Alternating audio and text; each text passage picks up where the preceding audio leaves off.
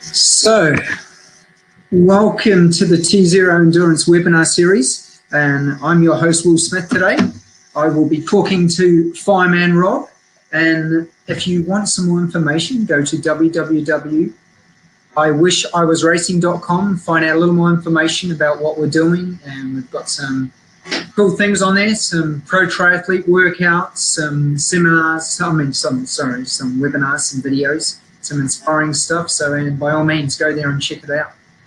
So we're going to start our day today talking to Fireman Rob. Hey, Willie, how are you? Robert? Good, mate. You doing well? I'm doing well. It's hard not seeing you in person. Yes, you must be missing me like crazy. I don't miss you, Robert. I do. I miss you. So, tell me a little bit. How you doing, mate? How are you getting through all of this? It's been interesting. You know, these webinars have been fun to be able to talk to different people and see what they're doing. And for me, I've actually been going to the Firehouse, and I'm living actually in the basement now. It's pretty luxury.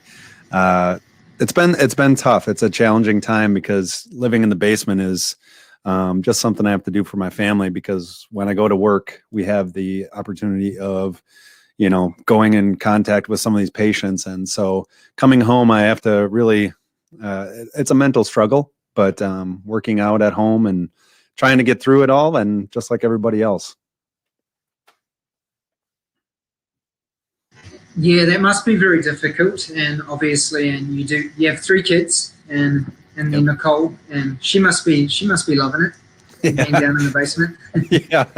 yeah, it's tough because I get served food like I'm in prison. You know, it's great, but you know, it'd be much better to just be upstairs. But you know, we all got to do what we got to do in these times.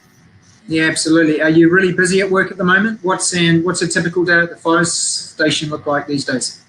You know, it's been kind of crazy at the fire station. It's up and down. I mean, we've gotten a lot more.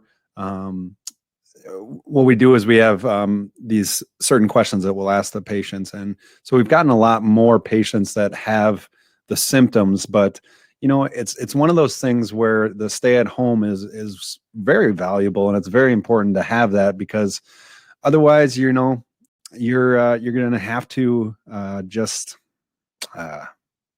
ride it out, because it's going to be a long time. Thanks, Skip. No, I'm not in the doghouse. Skip Jones asked if I was in the doghouse. Yes, that might be. Yeah, obviously, I mean, it's just such a different time at the moment.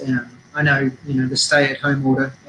I'm from New Zealand originally, and New Zealand's fully locked down. You're not allowed to leave your homes. And obviously, likewise here, but it seems a little more lenient than some other countries at the moment.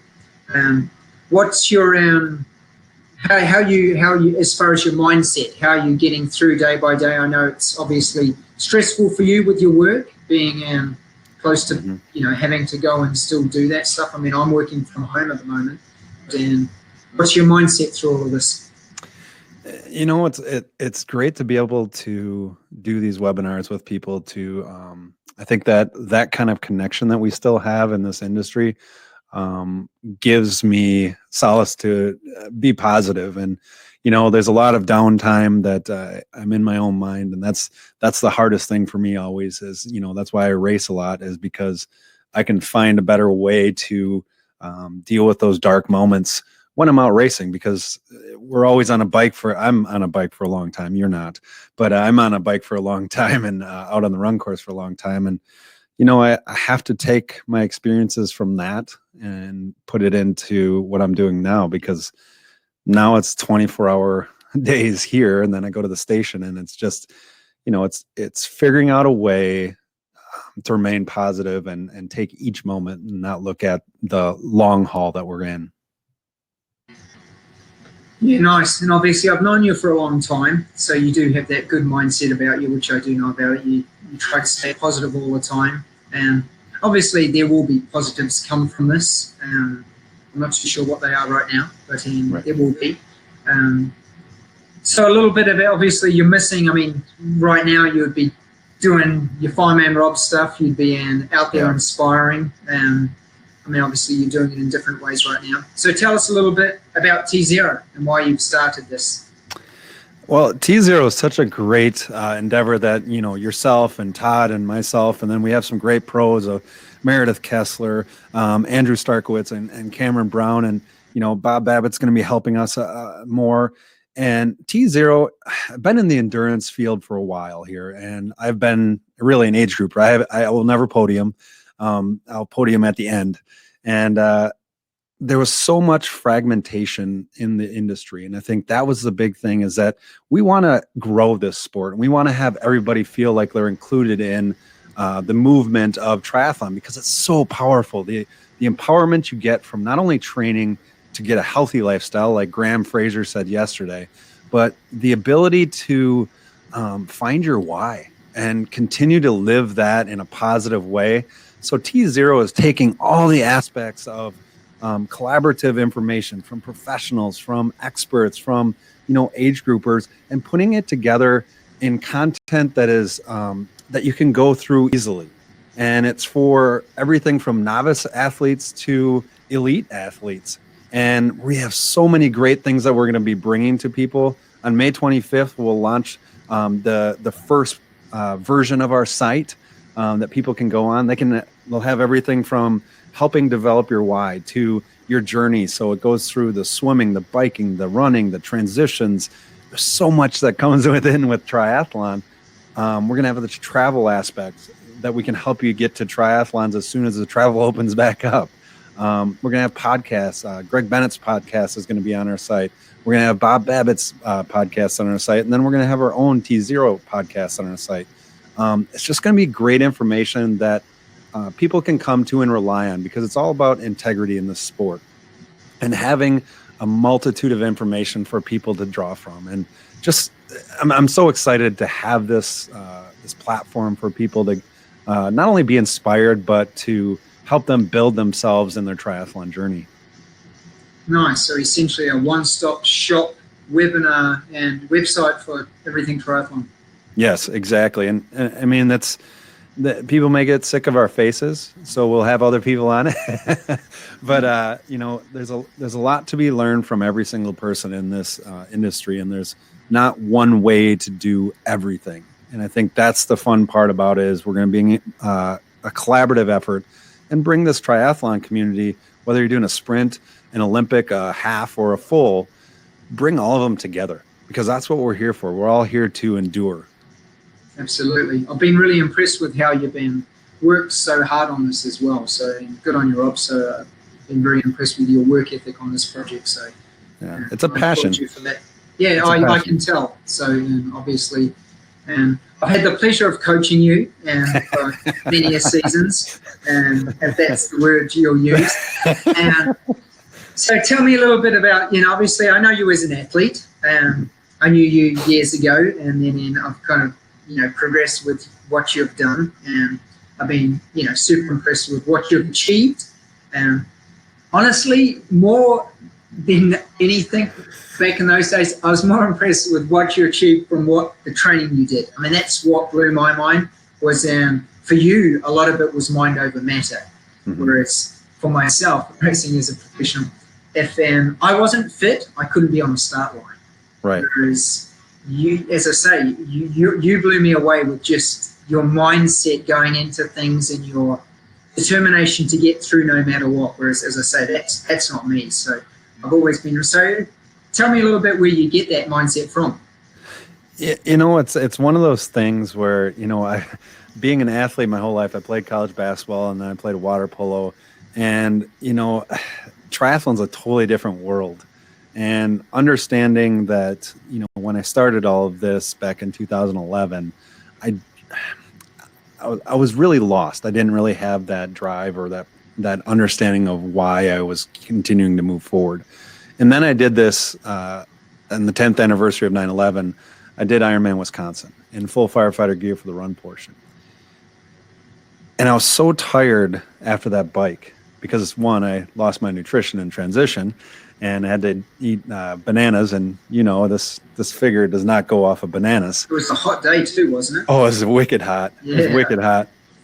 So I'm out on run course, and I'm just kind of just head down and going. And then the amount of people that took something from that day that I didn't have to say anything, it was just through my actions.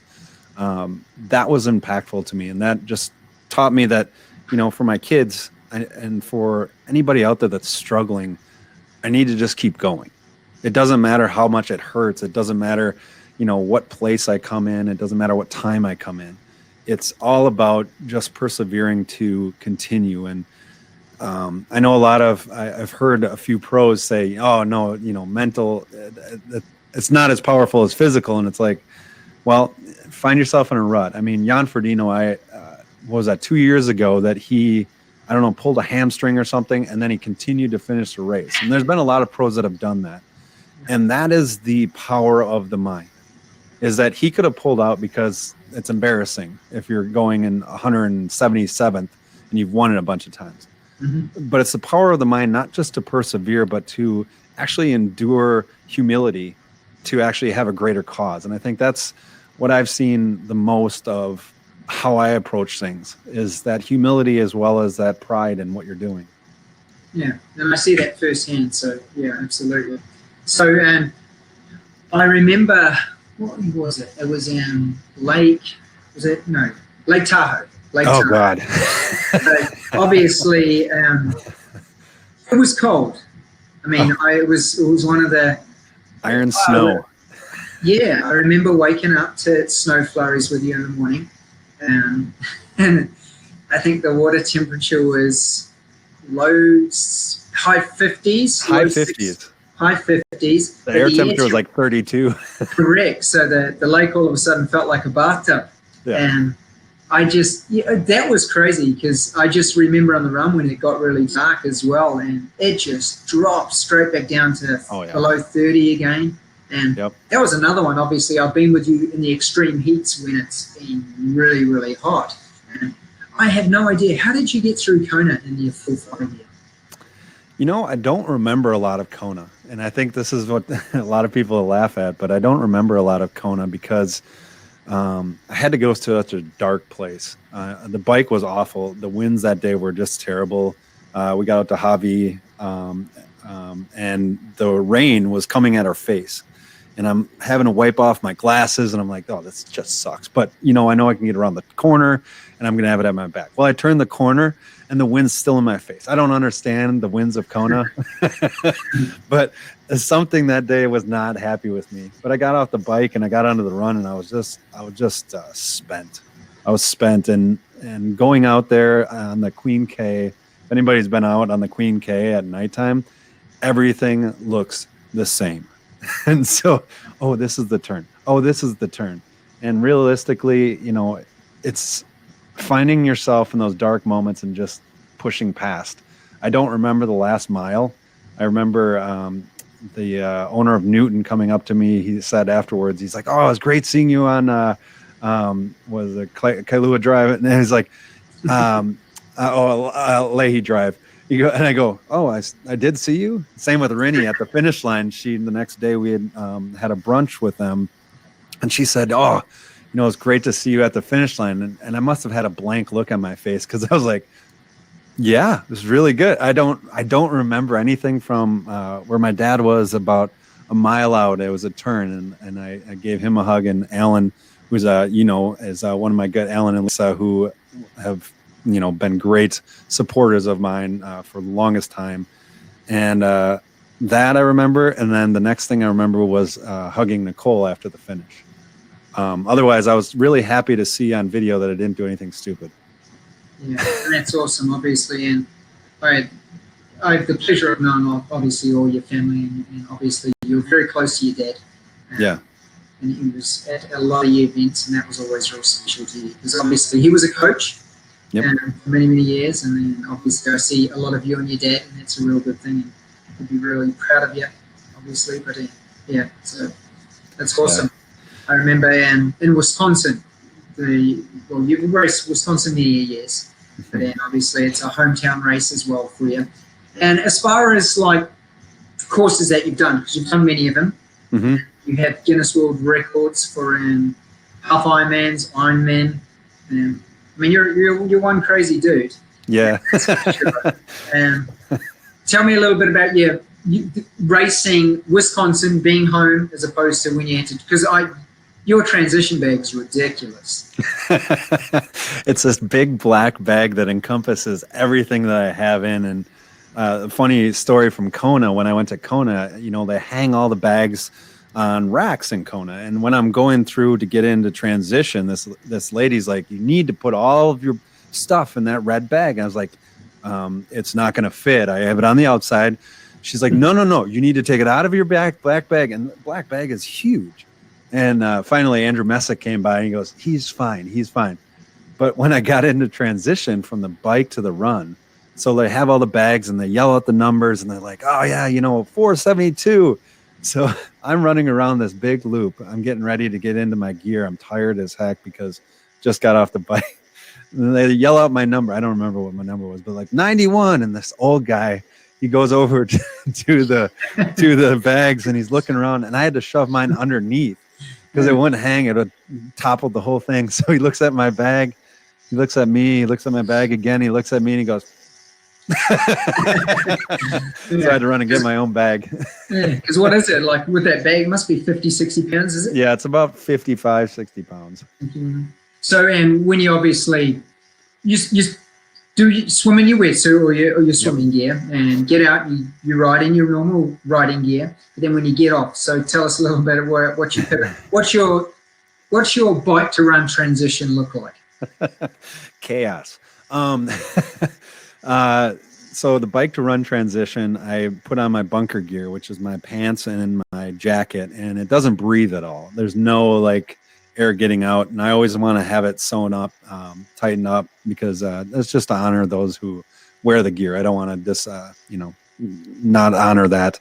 And then I put on my air pack, which is the heaviest part of it, my Scott air pack, and then I put on my helmet from Phoenix Technologies. That it's awesome helmet, but after 26.2 miles, it gets a little heavy. I do wear tennis shoes. I'm not dumb per se.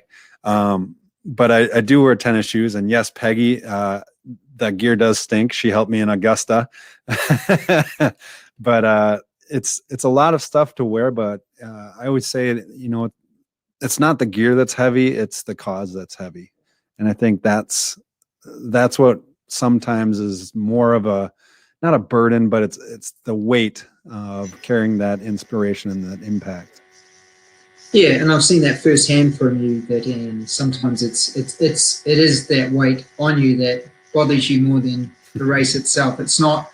I mean, even when I have been times where you haven't been able to finish due to an injury or something. I mean, that's not your concern. It's always just the weight of wanting to finish for a total different reason for something other than yourself. So I've always been impressed with that as well. So I see that weight on you at times. So yeah, absolutely. The best part, I gotta tell a story about Will though. One time at Ironman Wisconsin, and Will is a motivator, and he knows what gets me. So he takes this old bike, and he has a dog in the front, and he's riding around on this bike, yelling at me the whole time because I'm slow, and I needed to. What's that? Nice things. Yelling nice they weren't. Things. We can't put what they were on the air because, but he's yelling at me, and this older lady who's racing too, she looks at him and goes, "How dare you yell at him? He's trying very hard." And Will looks right back at her and goes, "No, he's not." She didn't know you very well. No, she didn't. Yeah. Well, we've always had that good relationship where we've been able to have good banter back and forward. And obviously, if I hurt your feelings, I don't really mean it. Yeah, I don't get my feelings hurt that bad. I mean, in Tahoe, that was. Oh, actually, the other story was New Zealand. So when we went to New Zealand, and well, I remember Will coming up to me and going, "What's going on? Why are you so slow?" And I was like, "I can't convert kilometers to miles." Yeah. It turned out to be a long day for me, giving him kilometer splits, and I do remember that well. And it makes sense, obviously, once I gave you the conversion of the kilometers and miles, what you had to do. I mean, then all of a sudden the time came back down again. So, yeah. And obviously the sun's super intense, and it wasn't a super hot day, but the intensity of that sun in New Zealand's incredible. But the people there are amazing. That's That's one of those races that if you never went to that race, you need to go, because the people are amazing. The venue is fantastic. And I can't say enough about that place. That's true, and that's what Meredith said the other day. And obviously, she Yep. really enjoys it, and she would go back time and time again. Obviously, the people are super friendly in New Zealand. Taupo's an amazing place for the race. So yeah, absolutely, it's cool. Oh, by far. Yeah. And then obviously, you love doing Mont Tremblant as well. Oh, I love that place. And that's actually where my wife, Nicole, she did her first half Ironman ever when she got challenged by our middle daughter, Peyton, saying that, "I don't think you can do this, Mom." She's still really into it now, obviously, Nicole. I mean, she's a really dedicated athlete. Probably hard to have in the house with you. Makes you feel inadequate with your inadequate in training. She gets up in the morning, does stuff. Yep. Go out of bed. Yeah, exactly. It's so true, because it becomes a lifestyle. It truly is something, and that's what I love so much about triathlon, is it's such a lifestyle sport that changes you not only as an athlete, but it changes you as a person, I think, more. One of my favorite finish lines ever was her at Ironman Arizona. Just seeing the emotions of coming across that line, knowing that, she had accomplished that, and showing the kids what's possible if you really want to do it. That's what it comes down to. It's not, I am not a prototypical triathlete of any way, shape, or form. And I can get it done in gear. Yeah. And that's what I always tell people, is I say, hey, keep in front of me. I'm bigger and slow, but I know when I'm going to finish. Yeah. And you're always, that's one thing, even during the race. Often times when you come just under the time cuts, because you spend like an hour or two and motivating other people. It's like, come on, Rob, what are you doing? It's like, you're going to have to start running. You've been giving too many hugs out. And and years ago, you came to me with a stupid idea. You came, and it's like, well, I want to do this many, right? And it's like, what? It's like, yeah, I want to do this many. It's like, what is wrong with you? So tell me a little bit about your Guinness World Record that you did. So in 2015, I came to you saying, hey, I want to go for the Guinness World Record for the most number of half Ironmans of all time, which was 22. And I had 26 on the schedule or something like that. And I wanted to do all the run portions in gear. And so, logistically, it's a nightmare, because I'm still working, and I'm still, having to be a dad. Nicole did amazing things that year to allow me to go after this crazy dream. A lot of great sponsors that helped out that year to be able to facilitate something that obviously is unknown if I could even finish it. And that year was... I honestly look back at it and I don't know how I did it. Man, you were beaten up, eh? I was whooped. The amount of travel that I did, the amount of races, there was 3 races that didn't count. One race, they changed the distance last minute. One race I traveled to, I can't remember, lightning. And then another race was, again, the distance. And so there's 3 races that I was going to do, but actually didn't count in there. So I had to add races at the end of the year. It was a great experience. It totally wrecked me. Yeah. It totally wrecked me, but it's one of those things where it's like, I think that the ability to go out there and just say, I'm going to do this, and put yourself out, really to everybody, for the huge ability to fail. Because a lot of people get scared to succeed because they can fail along the way if you set big goals. And going on that journey was unreal. And actually, that just got beat, I think last year, something like that, by a Marine. He did 24. Oh, wow. But I'm not going to go back after it. So it's a piece of paper on the wall, and it was more of a journey. Yeah. It was incredible. Obviously, when we started, we had you fit to start it. Yep. But then we realized, obviously, you started to get the injuries sort of about, a third of the way through. And then, and I tell people this all the time with the training, you got to fit the training into your lifestyle, not the other way around. So it was something we reevaluated, and you pretty much recovered between races, because you were week in, week out.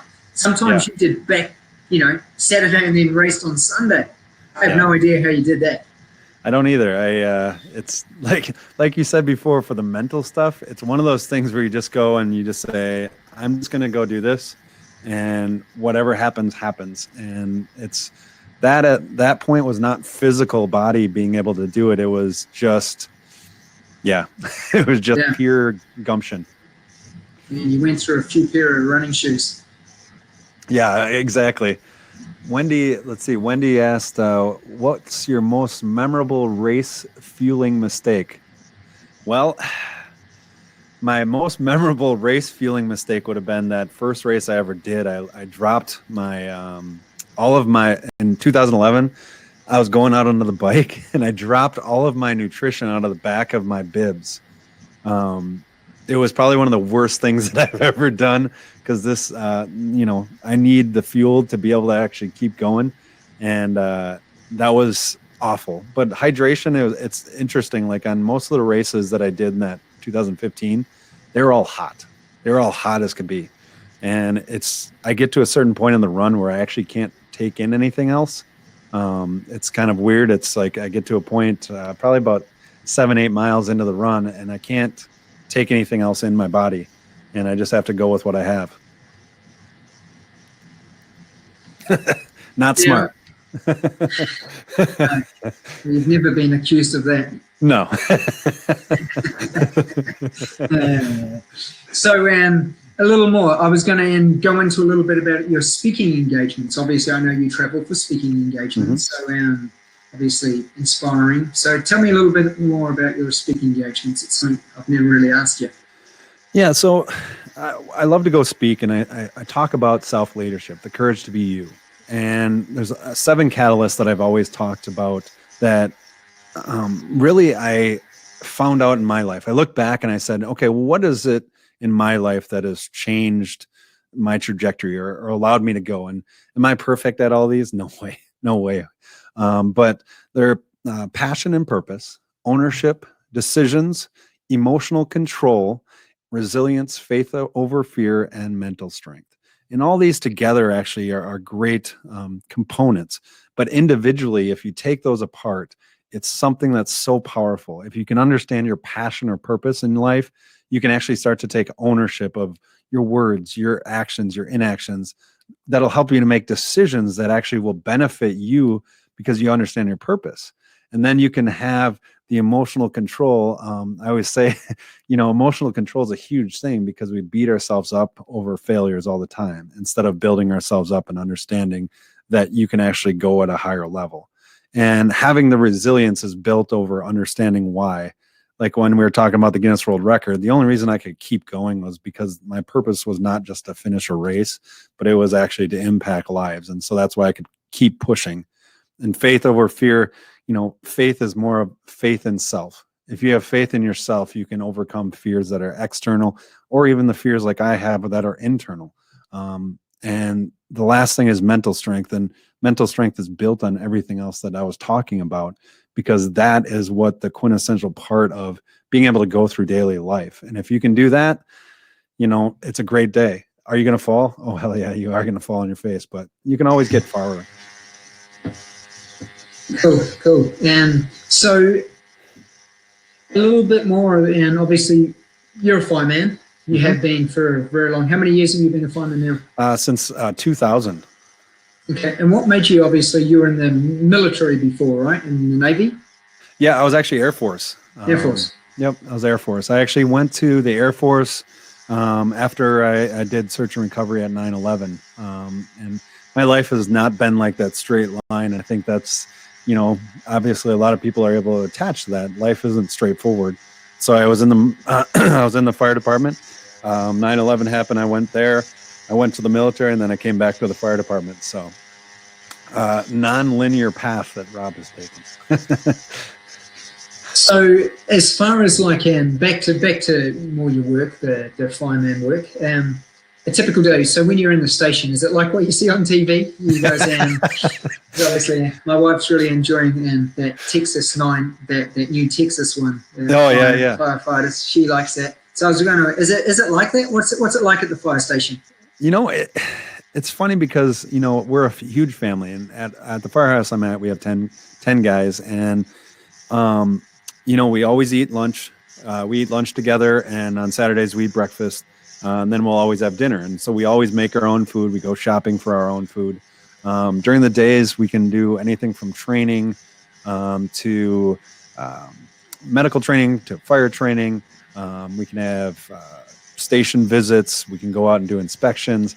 It's so dynamic. And then we have the fire calls in between it. So you could be in the middle of cooking dinner, and it's we've got 5 seconds until dinner's ready, and then you get called out.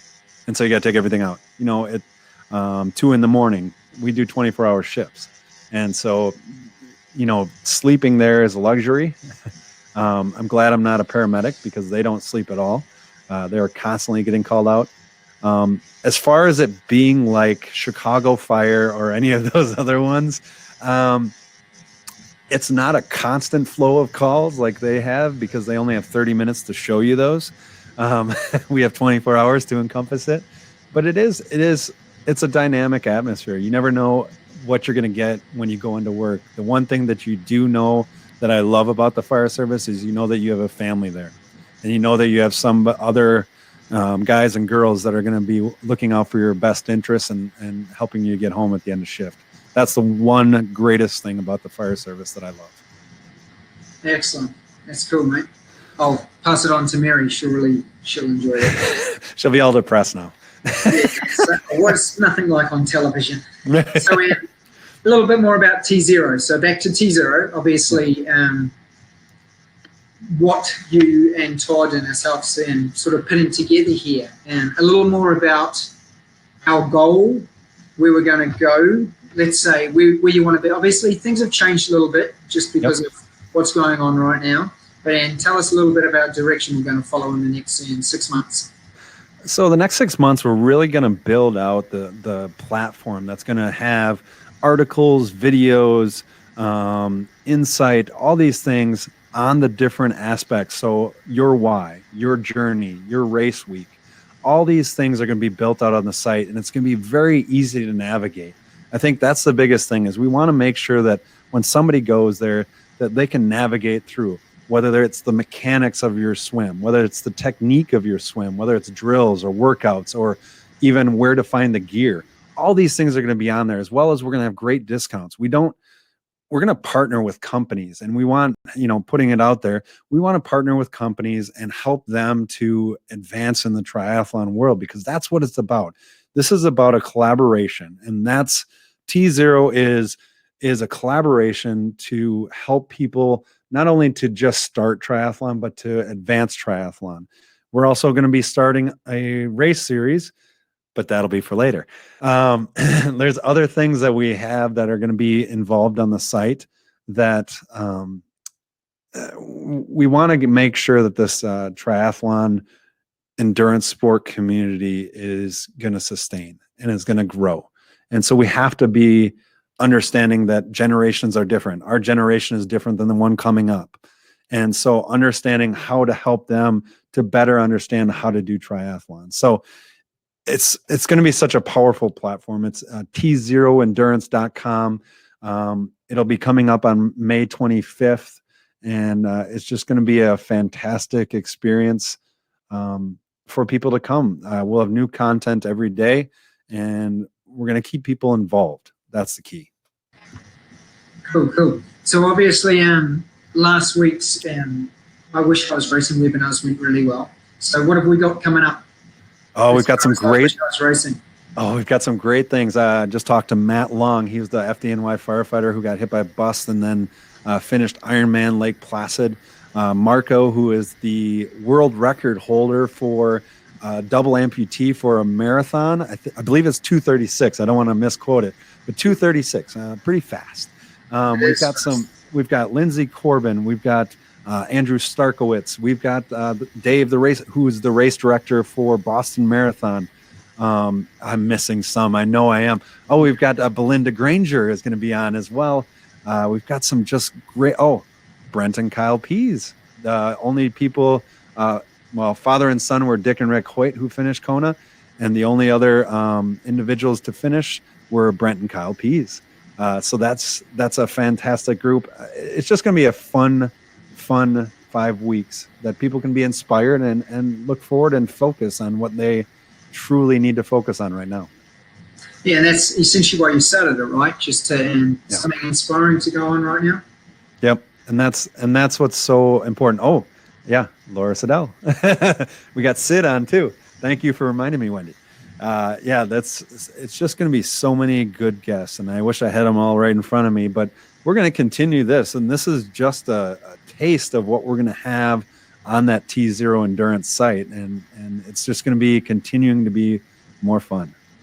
Yeah, absolutely. So as far as our sponsors and partners for the T0 Endurance, what are we kind of going to try and look for as far as that, and how are we going to incorporate them into the business?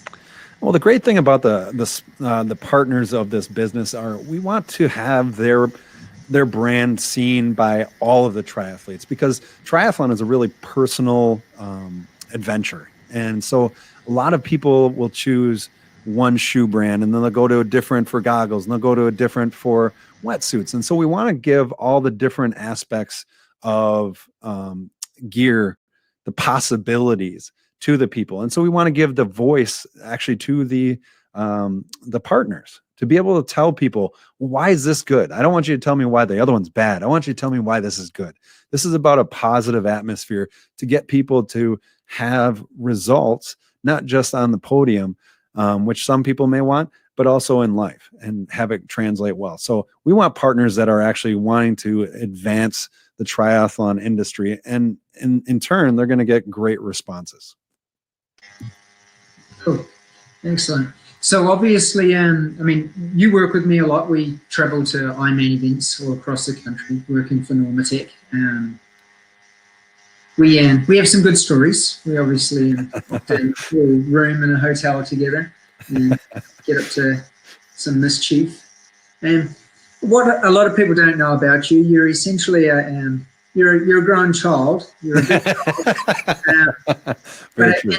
Yeah. I mean, obviously, you are a very mature man, but Yes. you're also a very immature man. I love having fun. Yeah, absolutely. You do. You absolutely do love having fun. And it's one thing I've always really liked about you. I mean, there's never a dull moment around you. I don't like being picked up and swirled around. I will not mind. It's too big for me to get down. But I've always admired, and you bring a lot of fun to everything we do. And this is no different. Obviously, I'm looking really forward to the T0 Endurance with everybody, and see where we can take it and make it as big as we think we can. So I'm really excited about it all. Definitely, it'll be great. Yeah. Awesome. So what's the rest of the week look like for you, Robert? I've got a few days at the Firehouse. I've got a few more great webinars that are set up, and taking every minute, every hour by when it comes. Awesome, mate. Excellent, buddy. Well, it was really awesome talking to you today. Thanks for your time to come on and tell us a little bit more about yourself and the T0 experience that people are going to May the 25th, right? May the 25th. It'll be a great day. Thanks for having me, Will. Yeah, you're welcome. Well, you had yourself, so no trouble. I did. Now I'll play the outro. Hey, thanks for tuning in today. We're going to have great guests the rest of the week. Go to iwishIwasracing.com for more. You're going to see this Kiwi a lot more on the T0 site, as well as on I Wish I Was Racing. So thanks for joining us, and we'll see you again. Bye. See you later.